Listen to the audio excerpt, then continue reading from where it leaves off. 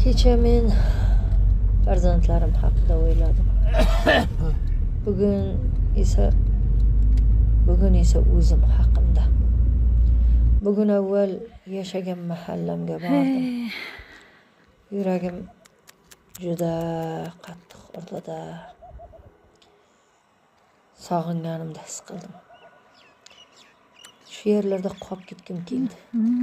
Shunda tushundim-da. Men ham yashayman. Yashashni istayman.